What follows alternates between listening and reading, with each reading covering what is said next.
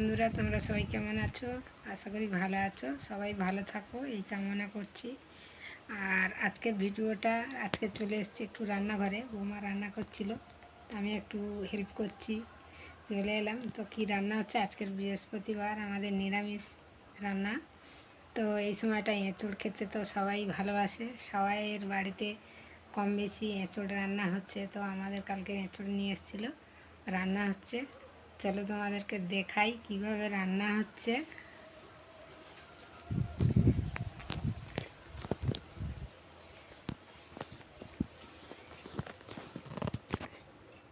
এই দেখো,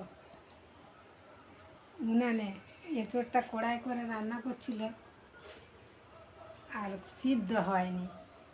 ওই জন্য আমি আবার প্রেসার কুকারে করে উনানে বসিয়ে দিয়েছি। এখন তো গ্যাসের সমস্যা, রেট বেশি, সবাই জানছো। তো সেই জন্য উনানে বসিয়ে দিয়েছি। আর এখানে হয়েছে পটল ভাজা।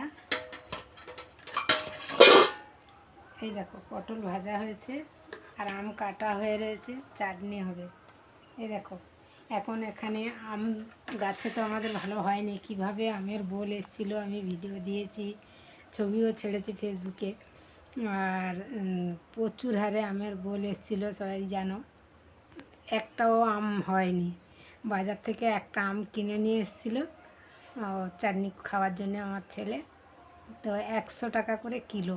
তাহলে এখন যদি 100 টাকা করে কিলো হয়, তাহলে পাকা আমটা কত করে দাম হবে এবারে ভেবে দেখুন। তো আজকের আমাদের এই রান্না হচ্ছে, রান্নার ভিডিওটা দিলাম, দেখো। সবাই ভালো থেকো। আর নতুন বন্ধুদের বলবো চ্যানেলটা সাবস্ক্রাইব করে রেখো। আজকেরই খুব গরম পড়েছে, আর চড়া রোদও পড়েছে। আর চাটনিটা বানালে চাটনি খেতেও ভালো লাগবে। তো ভিডিওটা এই পর্যন্ত, দেখা হবে পরের ভিডিওতে। সবাই ভালো থাকো, টাটা।